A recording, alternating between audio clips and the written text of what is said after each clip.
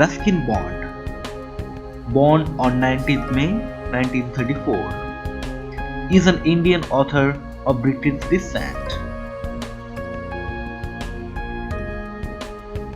He lives with his adopted family in Landour, Mussoorie, India. The Indian Council of Children Education has recognized his role in the growth of children's literacy in India. He was awarded the Sahitya Academy Award in 1992 for Our Trees Still Grow in Dehra, his novel in English. He was awarded Padma Shri in 1999 and Padma Bhushan in 2014. Please subscribe to my channel for listening to such audio stories in future. The Woman on Platform 8 is a story about love and affection that transcends all barrier of kinship. It is narrated in first person by a schoolboy named Arun. All the events are seen from his point of view.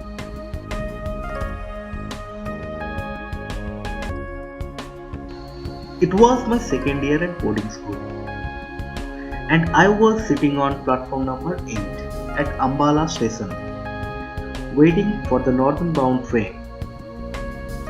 I think I was about 12 at the time.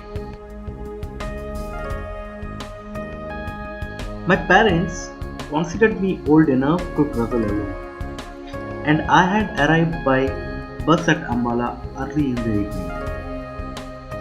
Now there was a wait till midnight before my train arrived.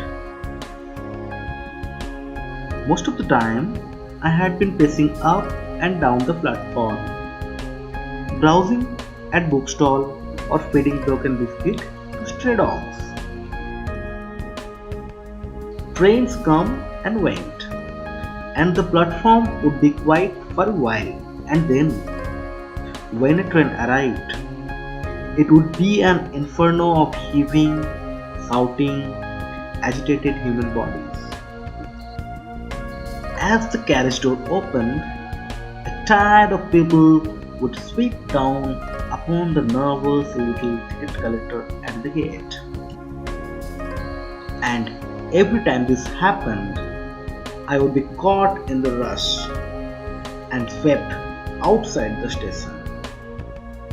Now, tired of this game and of ambling about the platform, I sat down on my suitcase and gazed dismally across the railway tracks. Trolleys rolled past me, and I was conscious of the cries of various vendors. The man who sold curds and lemon, the sweetmeat seller, the newspaper boy. But I had lost interest in all that went on along the busy platform and continued to stare across the railway tracks, feeling bored and a little lonely. "Are you all alone, my son?" asked a soft voice close behind me. I looked up and saw a woman standing near me. She was leaning over, and I saw a pale face and a dark, kind eyes. She wore no jewels and was dressed very simply in a white sari. "Yes, I am going to school," I said, and stood up respectfully. She seemed poor, but there was a dignity about her that commanded respect. "I have been watching you for some time," she said. "Didn't your parents come to see you off?" "I don't live here," I said. "I had to change trains. Anyway, I can travel alone." "I am sure you can," she said, and I liked her for saying that. And I also liked her for the simplicity of her dress and for her deep, soft voice and the serenity of her face. "Tell me, what is your name?" she asked. "Arun," I said. "And how long do you have to wait for your train?" "About an hour, I think. It comes at 12 o'clock." "Then come with me and have something to eat." I was going to refuse out of shyness and suspicion, but she took me by the hand, and then I felt it would be silly to pull my hand away. She told a coolie to look after my suitcase, and then she led me away down the platform. Her hand was gentle, and she held mine neither too firmly nor too lightly. I looked up at her again. She was not young, and she was not old. She must have been over 30, but had she been 50? I think she would have looked much the same. She took me into the station dining room, ordered tea and samosa and jalebis, and at once I began to talk and take a new interest in this kind woman.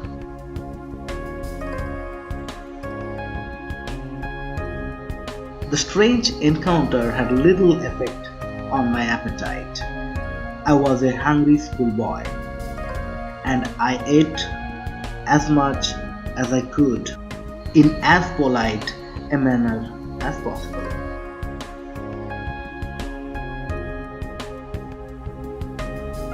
She took obvious pleasure in watching me eat, and I think it was the food that strengthened the bond between us and cemented our friendship. For under the influence of the tea and sweets, I began to talk quite freely and told her about my school, my friends, my likes and dislikes. She questioned me quietly from time to time, but preferred listening. She drew me out very well, and I had soon forgotten that we were strangers. But she did not ask me about my family and where I lived, and I did not ask her where she lived. I accepted her for what she had been to me, a quiet, kind and gentle woman who gave sweets to a lonely boy on a railway platform. After about half an hour, we left the dining room and began walking back along the platform. An engine was shunting up and down beside platform number 8, and as it approaches, a boy leapt off the platform and ran across the rails, taking a shortcut to the next platform. He was at a safe distance from the engine, and there was no danger unless he had fallen.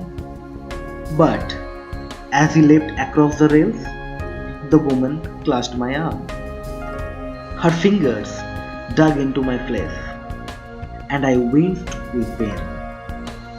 I caught her finger and looked up at her, and I saw a spasm of pain and fear and sadness pass across her face. She watched the boy as he climbed other platform, and it was not until he had disappeared in the crowd that she relaxed her hand on my arm. She smiled at me reassuringly and took my hand again, but her fingers trembled against mine. "He was all right," I said, feeling that it was she who needed reassurance. She smiled gratefully at me and pressed my hand. We walked together in silence until we reached the place where I had left my suitcase. One of my school fellows, Satish, a boy of about my age, had turned up with his mother. "Hello, Arun," he called. "The train's coming in late, as usual. Did you know we have a new headmaster this year?" We shook hands, and then he turned to his mother and said, "This is Arun, mother. He is one of my friends and the best bowler in the class."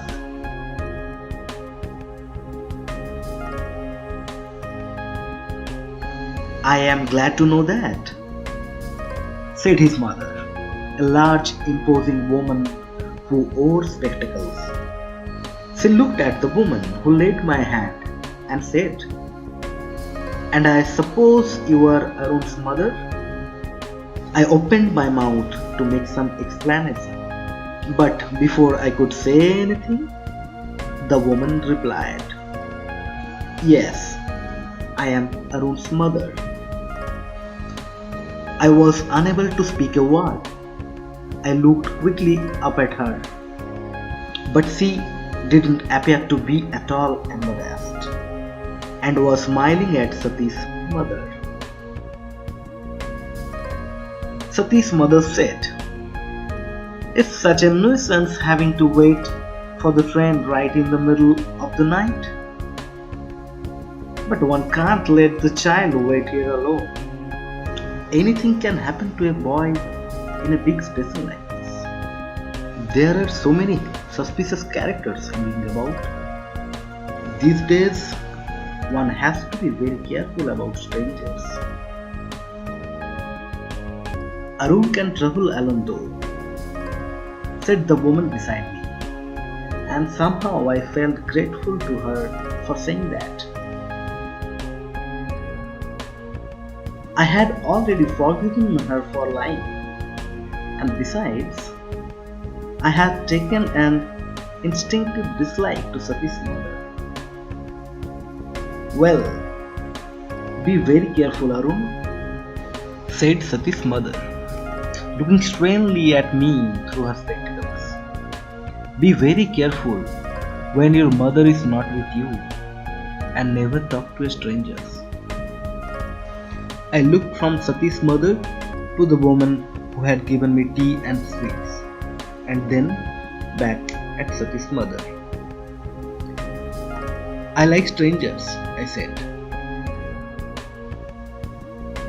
Satish's mother definitely staggered a little, as obviously she was not used to being contradicted by small boys. "There you are. You see, if you don't watch over them all the time, they will walk straight into trouble. Always listen to what your mother tells you," she said, wagging a fat little finger at me. "And never talk to strangers." I glared recently at her and moved closer to the woman who had befriended me. Satish was standing behind his mother, grinning at me and delighted in my class with his mother. Apparently, he was on my side.